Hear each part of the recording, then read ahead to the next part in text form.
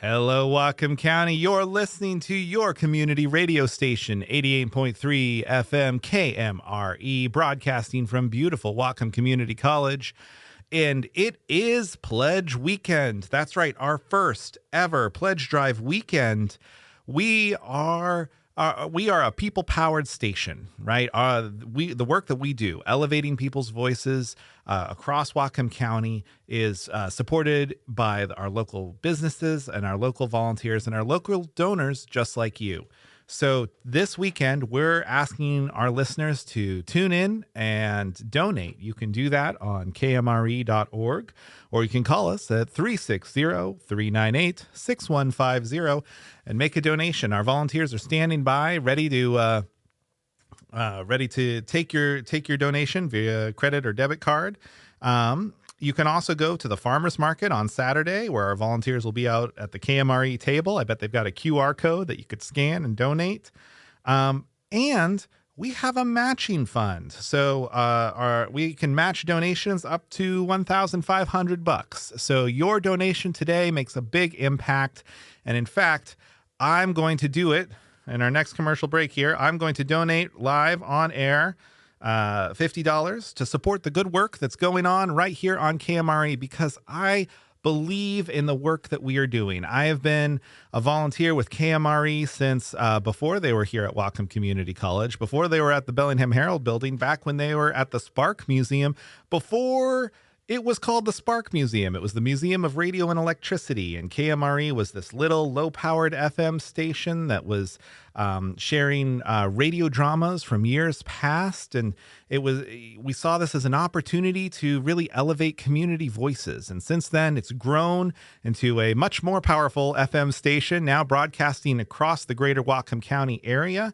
And with so many great local shows, Your Working Waterfront, the Arts and Entertainment Spotlight.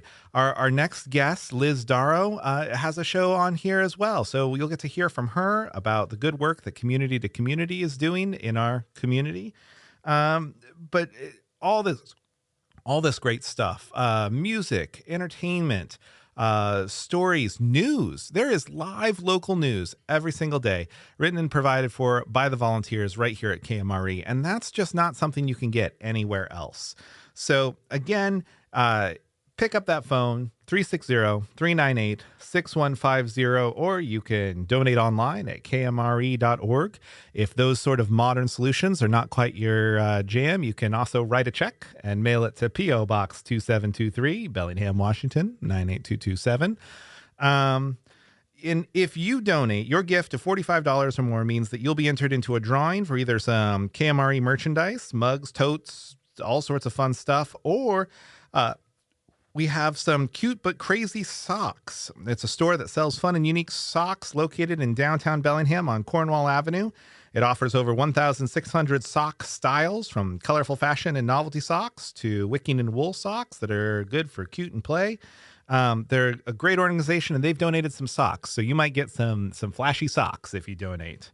It's a great opportunity to support your organization.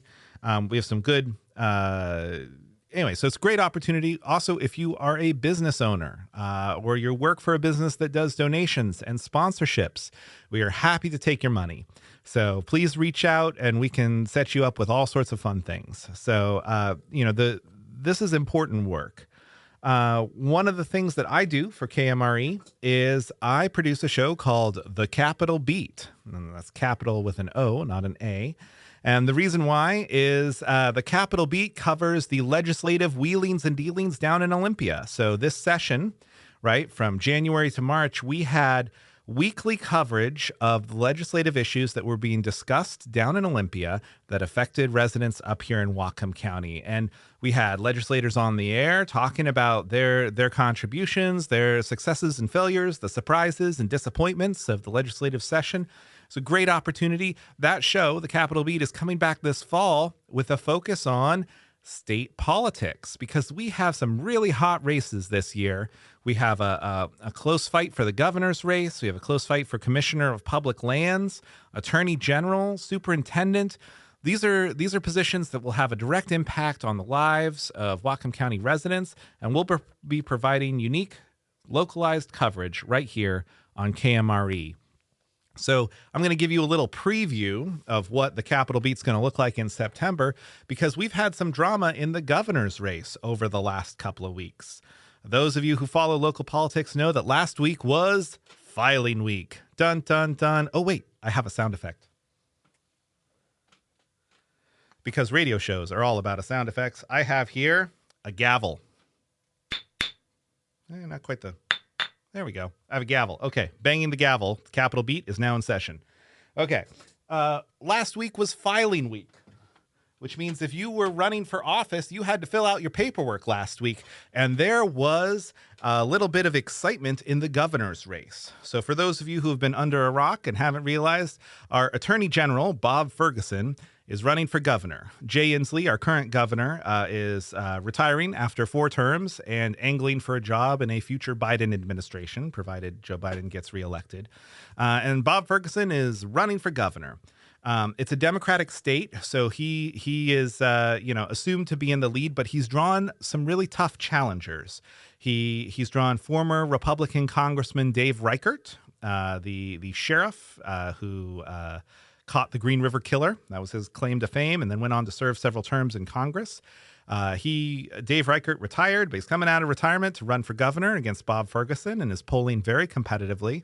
And then there is also veteran and financier Semi Bird, who is running as more of a more conservative candidate than Dave Reichert, kind of the Trump wing of the local party. He's running as well for governor.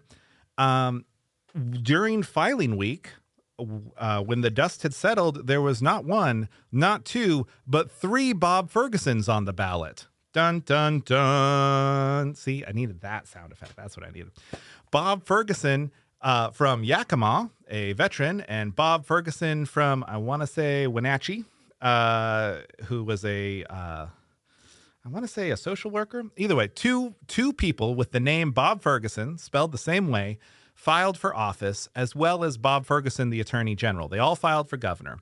Now, the non-Attorney General Bobs, we're going to call this the case of 3 Bobs. The non-Attorney General Bobs were recruited by conservative activist Glenn Morgan. Glenn Morgan works for the Freedom Foundation locally.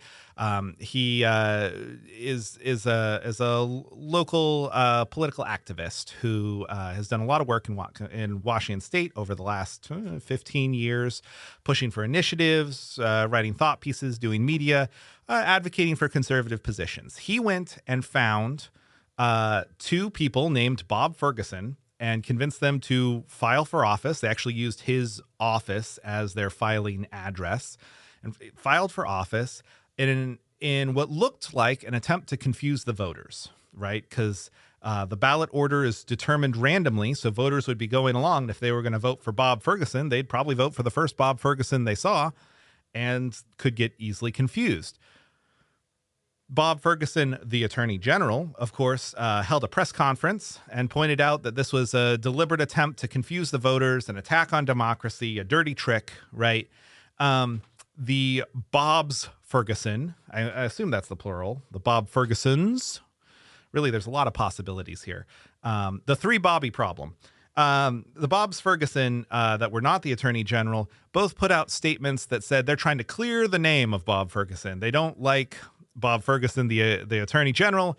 They want to clear their name so that the Bob Ferguson name will continue on in good repair. Then what quickly became apparent, though, is that there's actually laws preventing this. There's laws on the books in Washington State that you cannot file for office with the same name as a famous person in an attempt to confuse the voters. It's a Class B felony. Unfortunately, the person who enforces that law is the Attorney General. In this case, one of the Bob Fergusons. So Bob Ferguson, the Attorney General, in his press conference was like, hey, I don't want to press charges, but this is illegal.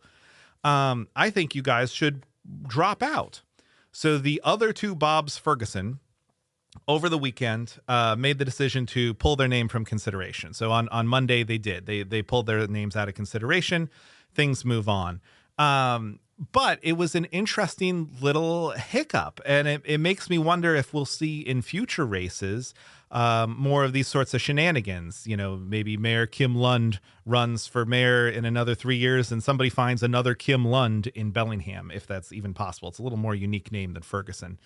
But it goes to that, you know, what is you know, the importance of having laws that serve the function of good elections, right? The other possible solution that was already provided by state law was the Secretary of State, Steve Hobbs, a Democrat, could provide biographical information in the byline of the ballot. So it would read like Bob Ferguson, parentheses, Attorney General, Bob Ferguson, parentheses, retired veteran, right? Just a little more information to help inform the voters so they can make an informed choice. All in all, a thrilling week of activity as far as filing weeks go, and just part of that unique story of Washington state politics. You know, I used to joke on my show that, you know, local politics is the cheapest entertainment in town, right? Not that we should view our politics purely through an entertainment lens, but that there's nothing stranger than what actually happens. Usually the actual functioning of government and local politics is so bizarre that you couldn't possibly write it up, even if you were, say, Netflix and pitching the Three Bobby problem. So that's a little teaser for the Capitol Beat. The Capitol Beat will be back in September, covering the state elections and all the excitement down in Olympia with me, your host, Riley Sweeney. And we'll be back, provided that KMRE continues to do the good work that they're doing. So help us provide this unique local coverage. You can make a donation at kmre.org, or you can call us at 360-398-6150 and support all the good work that we're doing here on 88.3, your community radio. And now, back to some music.